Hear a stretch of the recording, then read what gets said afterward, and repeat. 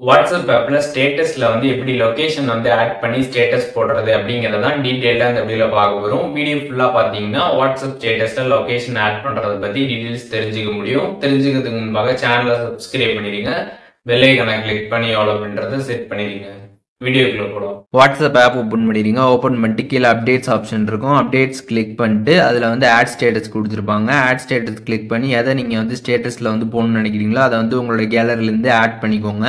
Once add பண்ணதுமே மேலே பார்த்தீங்கன்னா ஒரு மூணாவதா ஒரு ஐகான் கொடுத்துருப்பாங்க. அந்த ஐகான் நீங்க கிளிக் பண்ணிடுங்க. ஸ்டிக்கர் ஐகான் அதை நீங்க கிளிக் பண்ணதுமே பார்த்தீங்கன்னா இதுல லொகேஷன் அப்படின்ற மாதிரி ஒரு ஆப்ஷன் இருக்கும். அந்த ஆப்ஷன் கிளிக் பண்ணதுமே லொகேஷன் பர்மிஷன் பார்த்தீங்கன்னா வாட்ஸ்அப் கேட்கும். அந்த ஆக்சஸ் பார்த்தீங்கன்னா நீங்க எனபிள் பண்ணிடுங்க. ஒன்ஸ் நீங்க எனபிள் பண்ணதுக்கு அப்புறம் பார்த்தீங்கன்னா உங்களோட கரண்ட் லொகேஷனை பார்த்தீங்கன்னா நீங்க அப்படியே உங்களோட வாட்ஸ்அப்ல ஸ்டேட்டஸ்ல பார்த்தீங்கன்னா ஆட் பண்ணிக்க முடியும். செலக்ட் யுவர் கரண்ட் லொகேஷன் இருக்கும். அதை நீங்க கிளிக் பண்ணதுமே டைரக்டா பார்த்தீங்கன்னா இந்த மாதிரி ஆட் ஆயிடும்.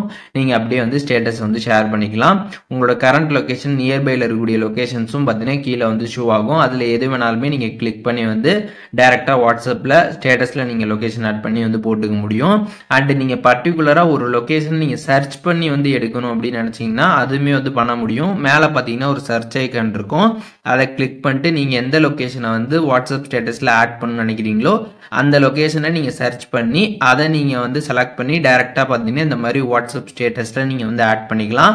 ஆட் பண்ணிட்டு நீங்க ஸ்டேட்டஸ் போடலாம். ஒன்ஸ் நீங்க இந்த மாதிரி ஸ்டேட்டஸ் போட்டீங்க அப்படின்னா இப்போ வாட்ஸ்அப்ல உங்களோட ஸ்டேட்டஸ் பார்ப்பாங்க. ஸோ அவங்களுக்கு இந்த மாதிரி தான் ஷோ ஆகும். ஜஸ்ட் அந்த லொகேஷன் அவங்க கிளிக் பண்ணாலே பார்த்தீங்கன்னா சி லொகேஷன் அப்படின்ற மாதிரி அவங்களோட மொபைலில் பார்த்தீங்கன்னா ஷோ ஆகும். அதை அவங்க கிளிக் பண்ணி டைரக்டா கூகுள் மேப்ஸ்ல பார்த்தீங்கன்னா உங்களோட எக்ஸாக்ட் லொகேஷனை என்னன்றதை பார்த்தீங்கன்னா அவங்களும் பார்த்துக்க முடியும். ஸோ இப்போ வாட்ஸ்அப்பில் ஸ்டேட்டஸில் எப்படி லொகேஷன் ஆட் பண்ணுறது அப்படின்றதுக்கான டீடைல்ஸ் தெரிஞ்சிருப்பீங்க. இதில் எதுவும் டவுட் இருந்துச்சுன்னா கண்டிப்பாக கமெண்ட்ஸில் மென்ஷன் பண்ணுங்கள். எல்லாருக்குமே ரிப்ளை பண்ணுறேன்.